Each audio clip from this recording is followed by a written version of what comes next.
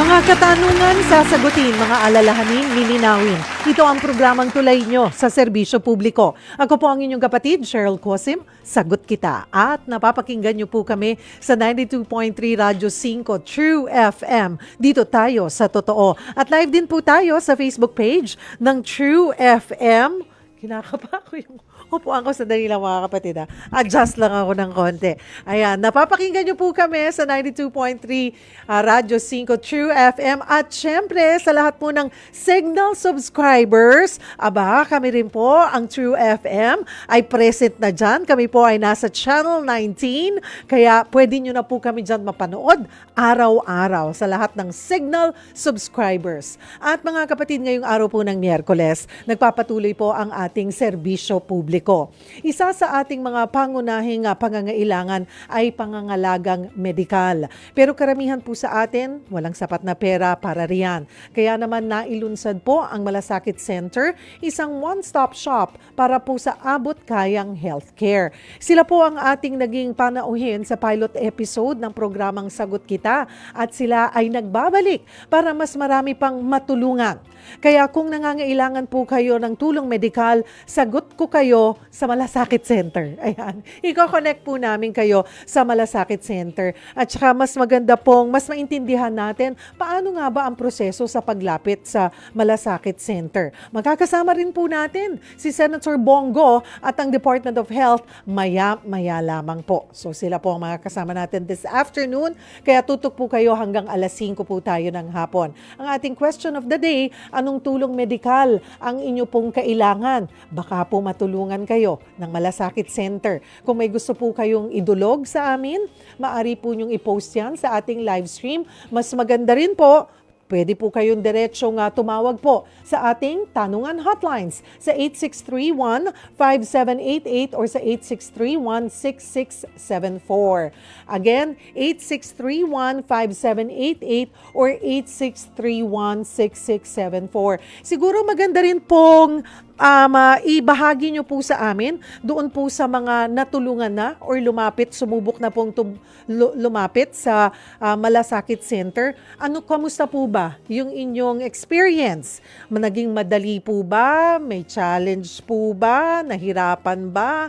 Ano yung sa tingin nyong pwede pang ma-improve para maipaabot po natin mismo sa director po ng Malasakit Center yung mga pwedeng suggestion nating maibigay sa kanya para magkaroon ng improvement sa pagbibigay serbisyo publiko po sa inyo, sa ating mga nangangailangan.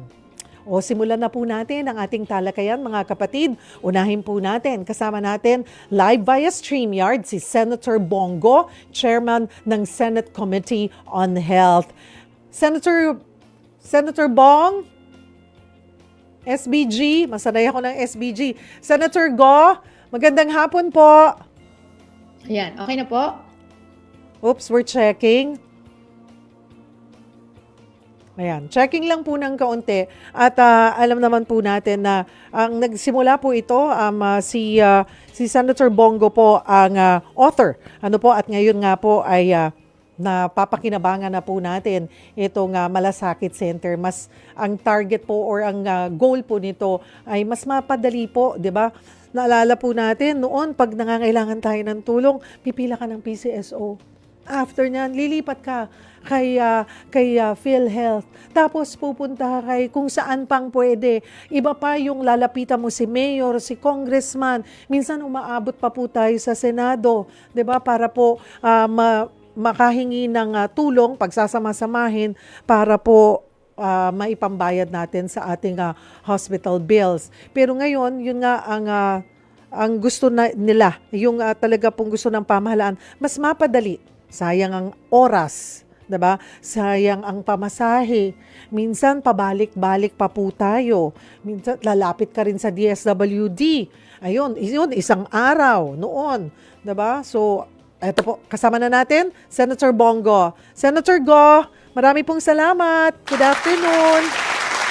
Magandang hapon po, Mama Cheryl Cosim, at sa lahat po na nakikinig sa programa na 92.3 Radyo 5 True FM and Teleradyo. Sa mga kababayan kong Pilipino, magandang hapon po sa inyo lahat. Thank you for joining us this afternoon. Isa po kasi sa magmula noong matagal-tagal na nung nag-pilot episode po, kayo po ang una naming guest dito sa Sagot Kita. At talaga pong isa sa mga pinakamarami talagang dumudulog sa amin pag ito po ang ating topic, ang Malasakit Center. May tuturing po, Senator Go, na pet project mo, itong Malasakit Center. Give us a background, paano po ito nailunsad? Ang Malasakit Center po, it's a one-stop shop po, no? Batas na po ito under Republic Act 11463. Ako po ang principal sponsor ng batas na ito at author. Isinulong natin na may isa batas po ito noong 2019. Pero bago pa po ito na isa batas, naumpisahan na po natin ito noong February of 2018 sa Vicente Soto Hospital sa Cebu. Sinubukan po natin doon. Sinubukan rin natin sa Tacloban, sa hospital doon, sa DOH Hospital. Sinubukan rin natin sa Bacolod, sa Iloilo. Naging successful naman po siya at maraming natulungan. In fact, sa Cebu, more than 300,000 patients po ang natulungan sa Cebu alone. Kaya isinabatas po natin nung naging senador po ako para ma-institutionalize po siya at para tuloy-tuloy po. At ano yung pinaka talaga nag-udyok or nag-push para ma-initiate po yung ganitong programa, yung nga sabi nyo, one-stop shop. Naalala ko po doon sa mga past interview nyo kasi yung nakikita po ninyo na kung saan-saan pumupunta yung mga nangangailangan. Pupunta at pipila ng DSWD, pipila ng PCSO, pipila ng PhilHealth. Naubos na po yung ilang araw. Lumaki na yung bill kasi nga hindi pa nare-release. Yung pong sobrang tagal ng kinakain sa panahon, pati pamasahe, ano, Senator Bong? Opo, totoo yun, no? Noong 2001 pa lang, that was 23 years ago, sa Davao, matagal po ako nagtrabaho kay dating Mayor, dating President Rodrigo Duterte. Marami po mga pupunta sa kanya sa City Hall na hindi residente ng Davao City. Kasi nandito po yung sentro na hospital ng Davao Region o ng buong Mindanao, yung pinakakompleto, yung tong Southern Philippines Medical Center. Alam nyo, Lunes pa lang, yung pasyente na mahirap, may hawak na bill po yan. 87,000 ang bill. Lunes, lalapit yan ng City Hall. Halimbawa, bibigyan po ng Mayor, 20,000. Alam niyo po, Martes, pupunta po yan ng PCSO. Madaling araw pa lang, alas 5 ng umaga, pipila yan para mauna siya. Bibigyan ng 5,000. Pupunta po yan ng Miyerkules, pipila sa DSWD, bibigyan ng 5,000. Pupunta po yan ng DOH, 10,000. Pupunta po yan ng PhilHealth kasi minsan pag komplikado yung sakit, hindi mako-cover lahat ng PhilHealth. So, binawas ng PhilHealth 10,000. Ibig sabihin, 50,000 lang ang nabawas sa 87,000 na bill niya. Ang gagawin po ng pasyente, mangungutang yan, isasangla yung karabaw, ibibenta yung refrigerator para lang po makalabas sa hospital. Yan po ay katotohanan lamang sa mga iba't ibang probinsya sa buong Pilipinas. Sabi ko, nung naging presidente si President Duterte in 2016, naisip po ako, naalala ko yung mga experience namin sa Davao na pipila sila ng isang buong linggo, ubos pa yung pamasahe. Sa kakapila, panahon nila ubos pa. Sabi ko, ano kaya pwede nating may tulong sa Pilipino? Diyan ko po naisipan ito Malasakit Center. Sinubukan ko po sa Cebu, sa Vicente Soto Medical Center doon.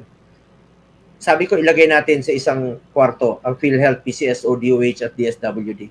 Maglagay kayo ng personnel, subukan natin.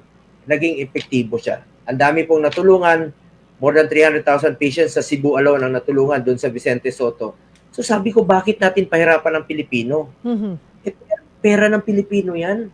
Yung mga ahensya ng gobyerno, sa Pilipino po yan, dapat i-pool po ito, tulungan natin mga mahihirap. Hindi naman pupunta yung mga mayayaman dyan, ang mga mahirap na mga kababayan natin pupunta dyan. Pag nagkasakit ka, yung mga kamag-anak, litong-lito, walang mapuntahan. Hirap na hirap po sila, nadidistract po ang kanilang trabaho.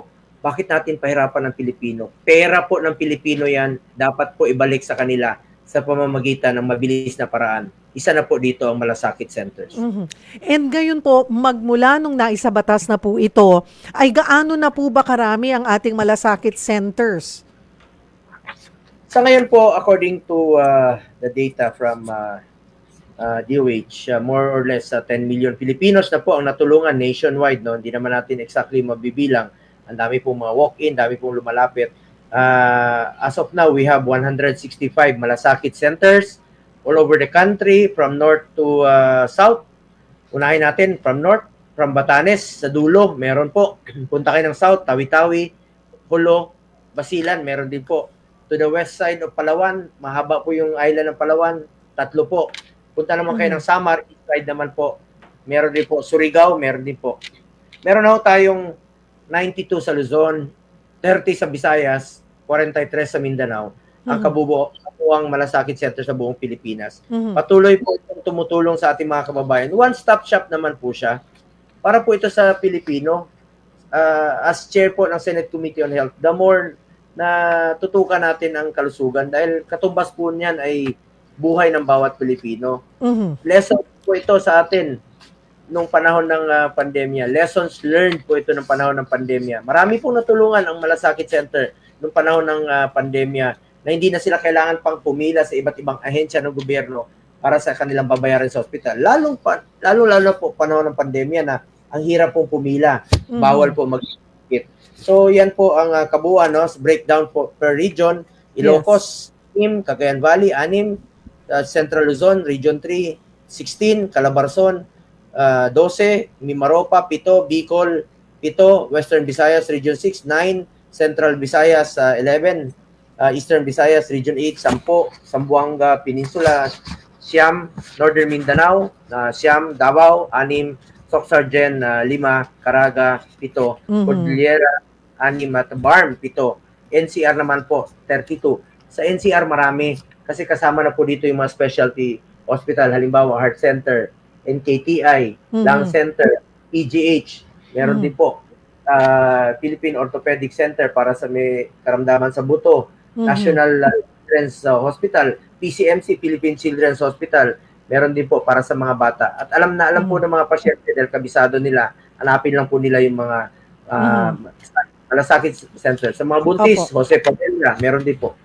At Senator Bongo, bilang principal author nga po ng batas na ito, no, at kayo rin po ang chairman po ng Senate Committee on Health, sa monitoring nyo po, ay nai-implement po ba ng maayos ito pong on malasakit center? Meron po ba kayong puna or sa tingin nyo paano pa mai-improve po yung pagbibigay ng serbisyo sa malasakit center, or maayos naman ang pagpapatupad po nito ng Department of Health? Actually, ayon sa batas, meron pong opisina na mamamahala nito. Ang Department of Health ang lead implementing agency. Meron pong head ng malasakit program sa head director, at meron po sila mga personnel. Pagdating naman nito sa mga mismong malasakit centers, meron po social worker, may malasakit centers head. Sila po yung mag-assess sa pangangailangan ng pasyente. Sila po mag-guide kung saan sila lalapit. Hingi kayo ng tulong sa DSWD, pamasahe. Hingi kayo ng tulong sa PCSO. Hingi kayo ng tulong sa DOH, sa MAI program. Hingi kayo ng tulong sa itong PCSO, PhilHealth. Sila po ang mag-guide kung saan hihingi ng tulong. So, ang DOH po ang magdidetermine, sila po ang mamamahala nitong programang ito. Bilang mambabatas naman po, may oversight functions lang naman po tayo sa kanila, at patuloy ko pong ididinig, no? Ito, kung sakali, kailangan ng updates, kung may mga reklamo, ang ating mga pasyente ukol sa malasakit, pwede ko po i-hear yan sa Senado para pakinggan po natin ang kanilang mga hinaing kung may mga reklamo sila. Parati ko yung every month po ako nag-hearing kung may mga marinig po akong reklamo. At ayon naman kay Secretary Herbosa, ang lead agency na namamahala nito, ay dapat po walang matanggihang pasyente. At meron siyang memorandum circular, nag-issue siya na wala pong matanggihan na pasyente. Kung meron pong reklamo, pwede po kayong magreklamo sa Department of Health o sa aking tanggapan, pwede rin nating idinig ito sa Senado. Opo, Senator Bongo, alam po namin marami po kayong ginagawa. Panghuli na lamang po, ano ho ang ating mensahe sa mga gusto nga pong manghingi ng tulong sa malasakit centers? Bukas po para sa Pilipino yan. Sa Pilipino po yan. Ano bang kwalifikasyon ng malasakit center? Para po yan sa mga poor and indigent patients. Para po yan sa Pilipino. Karapatan nyo po yan. Lapitan nyo lang po ang malasakit center. Basta Pilipino ka, qualified ka po. At alam kong marami pong mga kababayan natin na naghihirap po sa ngayon. Ako po, parati ko pinapaalala sa ating mga doktor, sa mga social workers, sa mga malasakit center head or director, program director ng malasakit center. Isa lang po ang pakiusap ko sa inyo. Full support po ako bilang chairman ng Committee on Health. Paglalaban ko po kayo at yung mga health workers, lahat po yan. Paglalaban ko yung programa, paglalaban ko po ang DOH. Basta wag niyo pong pabayaan yung mga kababayan nating mahirap. The helpless, the hopeless ones, na wala pong ibang matakbuhan kung hindi tayo nasa gobyerno. Hindi naman pumupunta mayayaman dyan. Ang pumupunta dyan yung mga mahirap nating kababayan. Tulungan po natin ang ating mga kababayang mahirap. Wag ho natin silang pabayaan. Dahil minsan lang tayo dadaan sa mundong ito. Kung ano pong tulong o kabutihan na pwede natin gawin sa ating kapwa, gawin na po natin ngayon. Dahil hindi na tayo babalik sa mundong ito. Salamat po sa pagtangkilik sa Malasakit Center. Patuloy po ako magmamalasakit sa inyo. Dahil itong public service po, hindi lang po ito basta-basta public service. Dapat po haluan natin ito ng pagmamahal at pagmamalasakit sa kapwa Pilipino. Marami pong salamat for taking the time, Senator Bongo, Senate Chairman ng Senate Committee on Health. Magandang hapon po sa inyo. Ako po dapat magpasalamat sa pagkakataong binigay niyo sa akin. Maraming salamat po sa mga kababayan ko Pilipino. Mahal na mahal ko kayo. Mga kapatid, mamaya po himayin natin ang proseso ng paghingi ng tulong sa Malasakit Center. Kung may gusto po kayong idulog, may mga concern po kayo, or meron po kayong reklamo din sa service na nakuha po ninyo mula sa Malasakit Center, maaari din nyo po yung idulog sa amin. Pwede po kayong tumawag sa ating tanungan hotline sa 8631-5788 or sa 8631-6674. Again, that's 8631-5788 or 8631-6674. Maaari rin po kayong mag-post sa ating live stream. Huwag po kayong bibitaw, patuloy po nating makakasama ang Malasakit Center. Hanggang alas 5 po tayo ng hapon, magbabalik ang programang Sagot Kita. Oras natin mga kapatid, 4:24 ng hapon. Kami po ay nagbabalik dito sa programang Sagot Kita. Kasama pong inyong lingkod, Cheryl Cosim. Ang ating question of the day, anong tulong medikal ang inyo pong kailangan? At this point, kasama na po natin dito sa studio ang bagong director po ng Malasakit Program Office ng Department of Health, si Ms. Luz Jordana Jose or si Ms. Jordy. Hi, Ms. Jordy. Thank you for joining us this afternoon. Yes, good afternoon, Ms. Cheryl. Bago ka lang, Ms. Jordy. Kamusta so far? Kailan kang nag-take over sa Malasakit Center? Yes, nag-assume po ako as director po ng Malasakit Program Office noong April 2024 lang po. So this is my second month po sa office. Sorry, nasalang ka kagad sa amin. Pero so far, I'm sure before ka nagpunta doon and ngayon, it's been 2 months, nakita mo na so far, anong tingin mo doon sa pamamalakad ngayon or sa implementation? So sa 2 months naman po na naupo ako, nakita ko po na maganda po yung implementation ng Malasakit Centers and ng program namin sa DOH. Nabanggit nga po ni Senator Bongo kanina, ang dami na po ng mga patients served natin mula 2018. Higit 14 million na po since nag-start tayo ng mga Malasakit Centers. And ngayon po, nasa 58. Magkano ba ang budget? Tumaas ba yung budget na nakalaan sa Malasakit Center program kumpara po noong nakaraang taon? Yes po, no. Nag-increase po yung budget na naibigay sa DOH for the medical assistance to indigent and financially incapacitated patients or yung MAIFIP program po na tinatawag natin. So last year, it was around 32 billion. So ngayon, nag-increase po siya to 58. Okay. So kamusta po ang implementation? So far, may natitira pa ba sa dami ng or basta ang challenge sa inyo ngayon, maraming humihingi ng tulong, gusto natin matulungan lahat. Kahit na ang target wala nang bayaran, pero kailangan tansyahin kung paano aabot yan hanggang end of the year. Yes, tama, no? Kasi madami po talagang nangangailangan and nakita naman po natin na although tumaas yung budget, yung dami din po ng pasyente at saka yung mga lumalapit sa malasakit centers natin ay tumataas din po. Oh. So, this year alone, 2024, as of latest data po namin, around 1.5 million na po yung mga patients na natutulungan natin through the malasakit centers. Okay, focus po tayo sa Malasakit Center. Paano ba naging one-stop shop ito for medical assistance?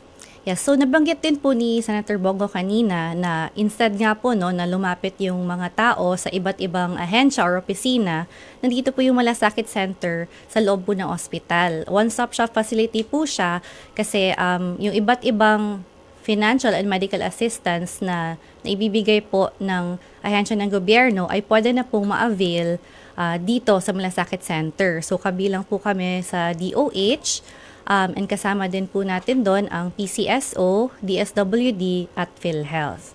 CSO, DOH, PCSO, DSWD, and And PhilHealth. So hindi na talagang malaking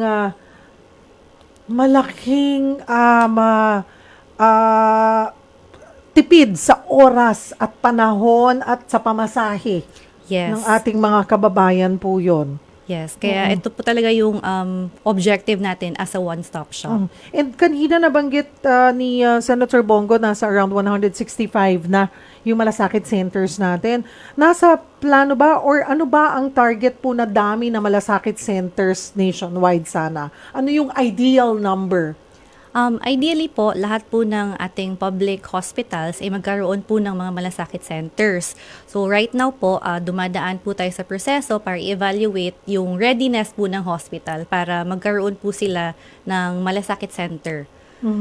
So, hindi lang public, hindi lang government hospitals. Gusto rin natin may mga malasakit centers lahat ng private hospitals. Pwede po ba yun? Or ganun po ba nangyayari? Sa ngayon po, nasa batas po kasi, nasa public hospitals public lang po hospitals yung lang. malasakit centers natin.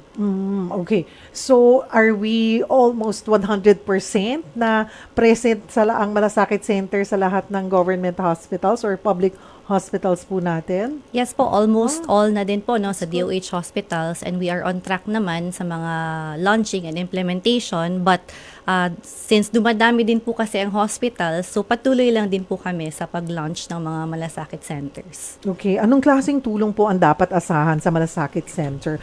Financial assistance po ba ito? Gaano kalaki? Sa hospital bills lang po ba ito?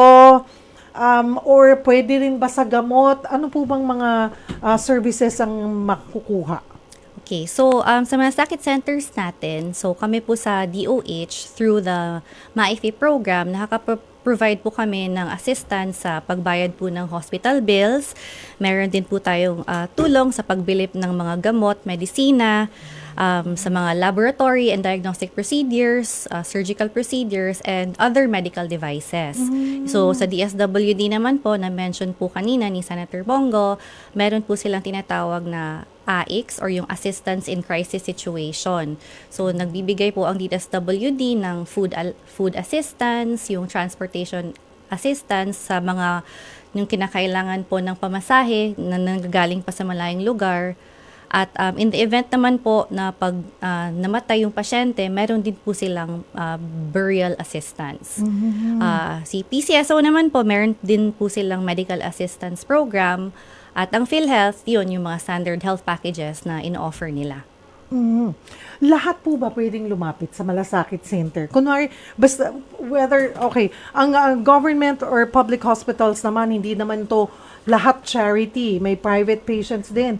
Kahit sino po ba, basta admitted or pasyente doon sa ospital na may malasakit center, ay ma-accommodate po. Kasi kagaya sabi kanina ni Senator Bongo, pera yan ng taong bayan.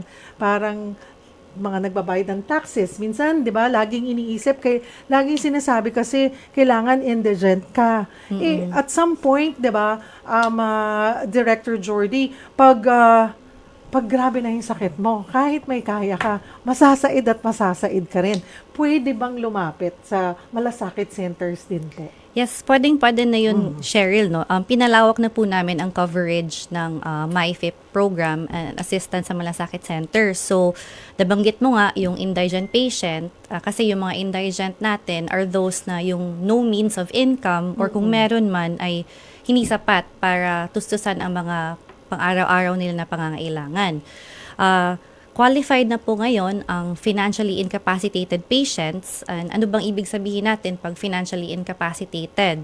So sila po ang ating mga pasyente na hindi man indigent, hindi man classified na indigent, pero pag nagkaroon po sila ng tinatawag natin na catastrophic illness or yung sakit na malubhang sakit na kinakailangan ng prolonged hospitalization and yung or yung treatment ng paggagamot na mas matagal, nawawalan sila ng kakayahan upang matustusan yung gastos nila, hindi lang sa medical, pati na din yung pang-araw-araw. So, in that situation, maging financially incapacitated ka. So, covered ka na din po na makakapag-avail ng assistance. Okay, that's good to know.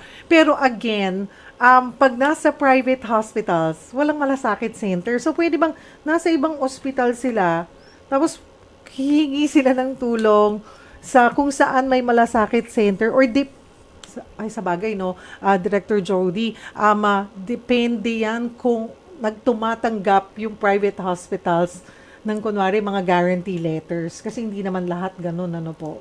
Yes po. May way naman din po na tutulungan natin yung mga nasa private hospitals, yung mga may memorandum of agreement po tayo, yung DOH hospital sa kanila, through yung MyFIP program po. Ano po yun, ma'am? Yung medical assistance to indigent and financially incapacitated patients. Okay. Siguro tatanungin nyo na lamang po yan, mga kapatid, kung kayo nasa private hospitals.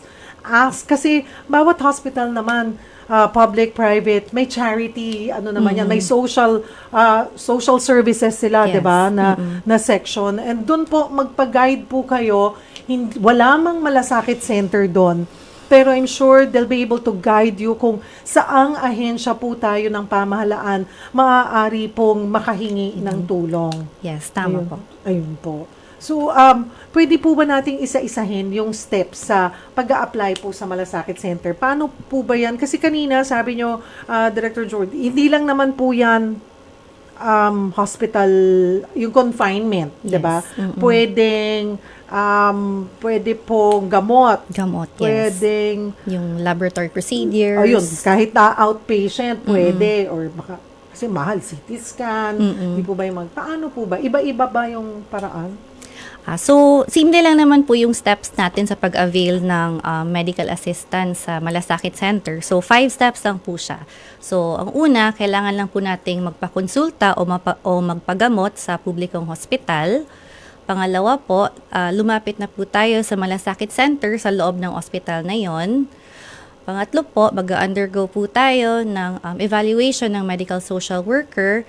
And doon po tayo i-interviewin at undergo ng questions. Pang-apat po, magsasubmit lang po tayo ng mga documentary requirements na hihingin po ng social worker and ipaprocess na po ito para number 5, pwede na po nating matanggap yung approved po na assistance. Pero dati po kasi ang akala ng marami pag po nakahingi or hihingi ng tulong sa Malasakit Center, chances are ang billing po nila is zero balance. Nagagawa po ba natin yun pa? Sa dami ng humingi ng tulong. I'm sure yan po ay target as much as the government wants to help everyone at maging zero balance. Nagagawa po ba natin yan ngayon? Sa dami ng humingi ng tulong. Yung zero balance bill. Zero balance billing. Oo. So, right now po, meron lang pong certain cases po talaga na nakakapag-zero balance billing kasi meron din po tayong qualifications on. And actually, sa PhilHealth po ito na objective para ma-ensure na yung mga talagang qualified at nangangailangan ay sila po yung makaka-avail nitong zero balance billing natin. Pero sa Malasakit Center naman po, meron tayong order of charging, no? So, based po sa amount na babayaran, dadaan po siya sa kung ano ma-deduct po doon yung ating mandatory deductions like yung mga senior citizen, yung mga PWD, tas kung meron din po tayong private health insurance, madideduct na din po yun sa bill. Tapos, pangatlo po, yung PhilHealth na, and then yung meron din tayong Cancer Assistance Fund for cancer patients, tapos yung PCSO po, and then doon na po yung sa MAIFIP sa DOH.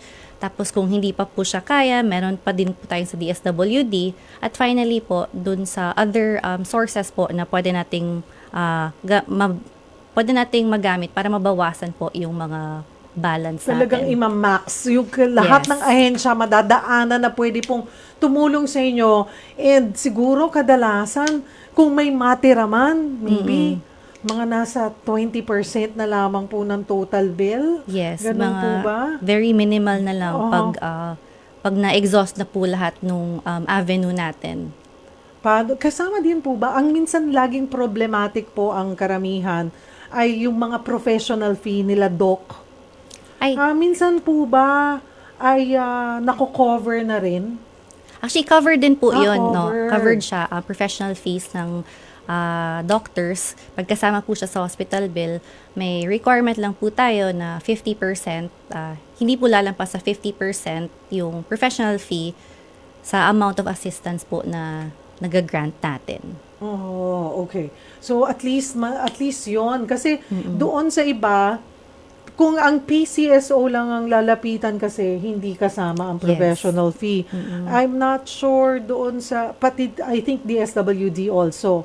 Siguro po ang advantage ng Malasakit Center, may ibang ahensya. May ibang ahensya na sasalunon doon sa hindi covered ng ibang ahensya. At ang Malasakit Center na po ang nag-aayos nun, hindi na po iisipin, Director Jordy, ng pasyente na, saan pa ba ako lalapit para, sino pa bang lalapitan ko ulit para mabawasan pa tong bill ka na ito. Kumbaga, ina-assure na ng center na imamax hanggat kaya na makukover ay ibabawas. Opo. At nasusunod talaga po yung order of charging na tinatawag. Mga kapatid, baka may gusto po kayong idulog, maaari po kayong tumawag sa ating tanungan hotlines. Break lamang po tayo ng kaunti. Sa ating pagbabalik, makakausap po natin ang ilang beneficiaries po ng Malasakit Center. The same time, kung kayo po ay may mga gusto pong idulog, ilapit, or gusto pong klaruhin sa pag-avail po ng assistance mula sa Malasakit Center, tawag po kayo sa ating tanungan hotlines. Huwag po kayong bibitaw, magbabalik po ang programang Sagot Kita. Nasa huling bahagi na po tayo ng ating programang Sagot Kita. Ako po ang inyong kapatid Cheryl Cosim, and we're still joined by Malasakit Program Office Director Jordy Jose. Ayan. Para masyadong formal yung Luz Jordana Jose. Ayan, si Director Jody. Ito po, may mga beneficiaries po tayo na makakausap ngayon. Unahin ko na po, Luz din siya, Director Jordy. Ayan, Luz Padua. Hi, Miss Luz! Good afternoon po. Good afternoon po. Sige nga po, kwentuhan niyo po kami ng inyong naging journey. Ano po ba naging challenge natin sa inyong kalusugan? Ay, ang anak ko po ang may sakit. Ako po nanay niya ang nag-aasikaso sa kanya. So, yun po, napakalaki po talagang tulong at magbigay ni Senator Bongo pagdating po sa mga pangangailangan sa ospital. Ang laki pong bawas sa hospital bill, sa babysit, sa procedure, at kung ano man po yung meron sa hospital. At napakagaan po ng loob pong lalapit sa kanya,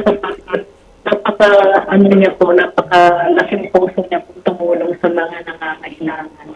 So, Mabilis umabot po kayo, Ma'am Luz, ng around 100,000 na tulong po mula sa Malasakit Center. Kamusta na po si Mister, ang inyo pong asawa?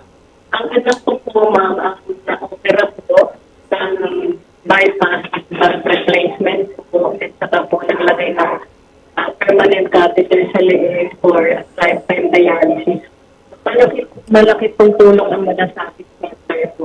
Or, that's good to know po. Well, dasal po namin na tuloy-tuloy na paglakas po ni Mister. Thank you po. Maraming salamat, Miss Luz. Maraming salamat po. Ayan, at kasama po natin ang ating next beneficiary. Kasama natin si Charmy Frias. Hi, Charmy! Magandang hapon po.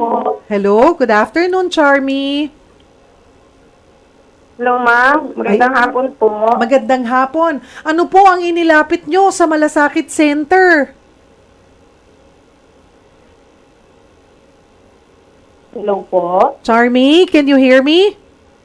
Yes po, ma'am. Opo, ano po bang inilapit nyo sa Malasakit Center?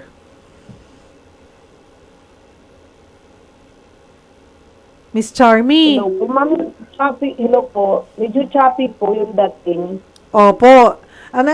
Lumapit po kayo sa Malasakit Center, di po ba? Para po sa inyong anak? Opo, ma'am. Ano po ang naitulong ng Malasakit Center po? Actually po, ma'am, 2 beses po kaming natulungan po ng malasakit po. Last year po, lumapit po kami sa kanila. Tapos po yung binigay po nila sa aming guarantee letter, pinadagdag po namin para po sa device na kailangan po ng anak po namin. Kasi yung anak ko pa ay mayroong hearing loss. Tapos yung device po na kailangan, almost 2 million po para po siya maoperahan. Ay, naoperahan naman po ba? At doon po sa Opo, naibigay, ma'am. I'm sure malaking tulong po yung naibigay na 500,000. Actually po, ma'am, 2 beses po kami nabigyan. Una po, 250,000 po. Yun po yung pinandagdag po namin sa device. Tapos this year po, nung naka-admit na po kami sa S. Avenue Medical Center, nagmakasakali po ulit kami na lumapit sa tulong po ng aming counselor po dito ni Sir Elgin Damasco. Nabigyan po kami ulit ng 500,000 po. Na yun po yung pinambayad po namin sa professional fee po at sa hospital bill. Ay, that's good to know po. Kamusta na po ang inyong anak? Ngayon po, ma'am, na-appreciate niya na po yung mga sounds. Awa ng Diyos po, nakakarinig na po siya sa tulong po ng mga guarantee letter po, lalong-lalo na po kay Senator Bongo. Siya po yung pinakamalaking nabigay po sa amin na guarantee letter. Opo. Pero ilang taon na po ba yung inyong anak? Mag-4 na po siya ngayon, July, Mag-4 ma'am. na. So, it's good to, nakakarinig na po siya ng maayos. Ng Diyos po. Miss Charmy? Apo po. Okay. Marami pong salamat ha. Marami pong salamat sa inyong oras and thank you for sharing your story. Ayun po, hindi lamang confinement, mga kapatid, hindi lang gamot, and yung posibleng device na kakailanganin nyo po or yung iba pag na-aksidente, bakal, di po ba? Ganun din po ba yung proseso, Director Jordy, ng paghingi po ng tulong? Kunwari, hindi pa nako-confine. Kasi yung iba, ayaw munang magpa-confine, binubuo muna yung halaga na gusto nilang, ay yung kakailanganin sa gabi ng doktor na kakailanganing halaga. So, pwede po bang ganoon ang proseso ng paghingi? Yes, Miss Cheryl, no? Kasi dalawa naman po yung classification natin na pwedeng matulungan, yung inpatient or yung naka-confine, and pwede din po tayo for outpatient. So, kailangan lang po nila yung prescription na nandun po naka-indicate yung kailangan na diagnostic procedure or yung medical device na kailangan nila at pwede yun po malapit natin sa Malasakit Center. So, whether inpatient or outpatient, kaya po siyang tulungan. Pwede rin po yung, ayun nga, as outpatient, kunwari, nagpe-prepare pa lang sa kakailanganing surgery. Ayaw munang magpa-confine hanggat hindi kompleto. Pwedeng nauna na bang ayusin yung mga ganito pong pangangailangan nila? Tapos pag all set na, tsaka sila magpapa-confine. Kumbaga, naniguro na kung ano yung mahihinging tulong sa Malasakit Center.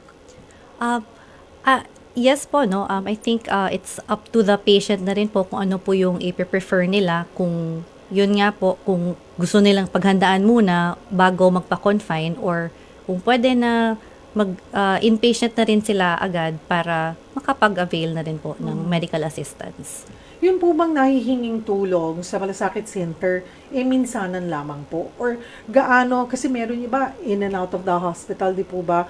Mayroon po bang, parang ang alam ko, kagaya po sa DSWD, I have someone na nagkikimo siya, parang every 3 months pwedeng humingi ng tulong. Paano po ba sa Malasakit Center? Yes, so sa Malasakit Center naman po, wala naman po tayong limit no sa number of times na humingi ng assistance. And sa kanina nga po kay Miss Charmy, nasabi niya, nabanggit niya na 2 beses po siya nakapaghingi ng assistance. So for basta lang po meron tayong prescription or meron din po tayong diagnosis kung inpatient man, every time po tayo may kailangang medical, pwede po tayong lumapit sa Malasakit Center. I-evaluate naman every time, i-assess kung ano yung pwede pong maiabot sa inyong tulong ng Malasakit Center. Puntahan natin ang ating third beneficiary na si Edeline Mansanadis. Ayan. Hi, Miss Edeline. Hi po, ma'am. Hi po. Good Magandang afternoon hapon. po. Ano po ang naitulong ng Malasakit Center po sa inyo? Malaki po yung naitulong ng Malasakit Center po sa amin. Dahil yung anak ko po ay biliary atresia diagnosed. Since 10 months old po siya, may sakit po siya sa atay. Ngayon po, liver transplant na po siya. And natutulungan po ng Malasakit Center ng hospital bill, laboratory, and medicine po. Na-transplant na siya or for transplant? Na-transplant na po siya ng 2017 po. Oh, that's good. At ngayon naman, at least, may yung regular na check-up ay nariyan pa rin yung Malasakit Center para nakakapagbigay ng assistance, medical assistance sa Yes po, iyong at anak. malaking tulong po yun para sa amin. Sa pinagdadaanan po namin is malaking tulong po na nababawasan po na yung isipin po namin tungkol sa laboratory, medicine po, na maintenance na po niya for lifetime. Hindi rin po yun biro. Well, that's good to know po. Maraming salamat, Miss Edeline. Thank you Maraming for sharing salamat your po. story. Salamat po. Okay, dito tayo sa ating mga netizen. Ay, meron tayong caller. Ayan, mula Caloocan. Si Ernesto Casiano. Hi, Ernesto. Hello po, Ma'am Cheryl. Hello po. Kamusta po kayo, Ma'am Cheryl? Mabuti naman po. Kamusta ba tayo? Opo. Pati po kay Ma'am Luz Gardenia po, kasi magandang hapon po. Opo, ano pong may paglilingkod namin? Bala ko po sanang magpatingin ng mata kasi po taxi driver po ako. Kasi pagdating sa gabi, medyo malabo na.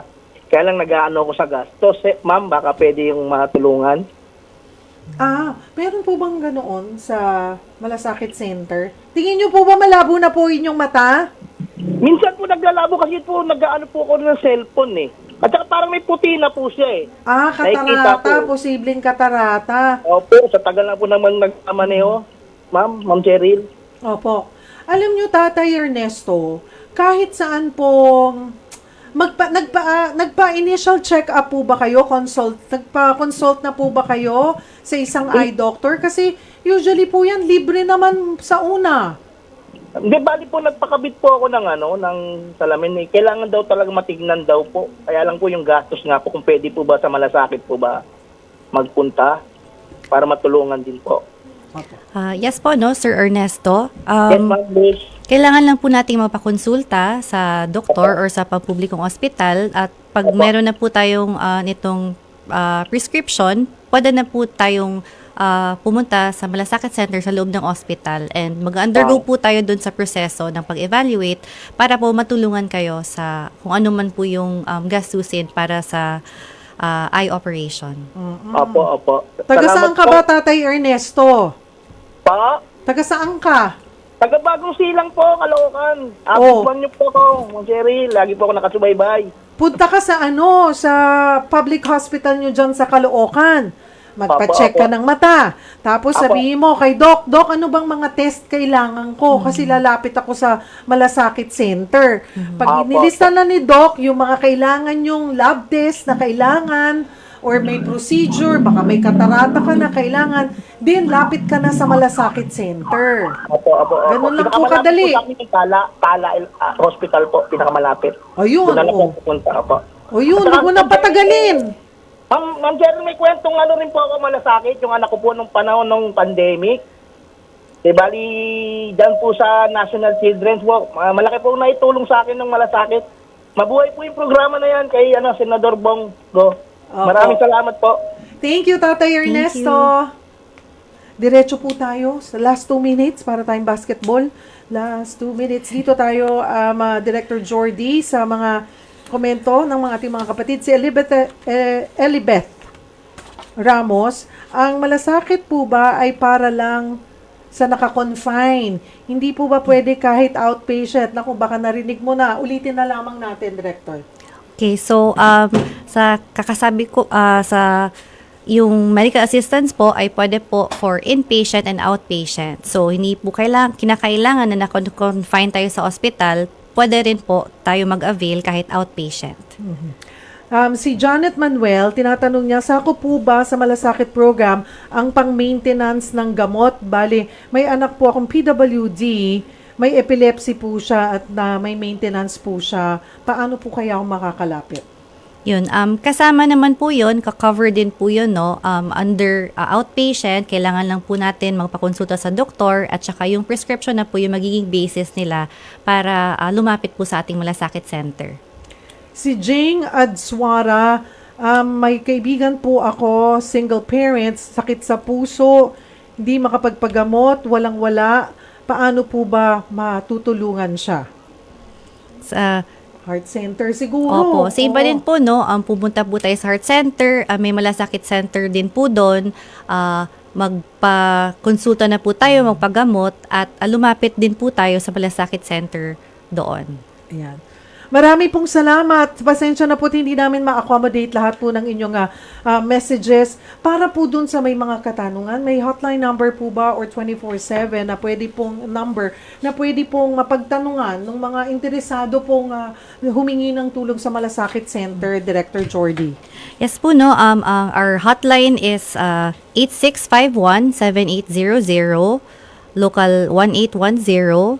So, ulitin ko po, 8651-7800, local 1810. Or pwede din pong email, malasakitprogramoffice@doh.gov.ph. Thank you for joining us. Sa uulitin, Director Jordy, ha? Thank you, Cheryl, sa pag-imita po sa amin ngayong hapon. At sa uulitin. Sa ulitin. Muli po din natin silang makakasama po dito sa ating programa, mga kapatid. Thank you again, Director Jordy ng DOH. At mga kapatid, salamat po sa inyong pagtutok sa amin. Ito po ang programang Tulay Nyo sa Serbisyo Publiko. Ako po ang inyong kapatid, Cheryl Cosim. Sagot kita!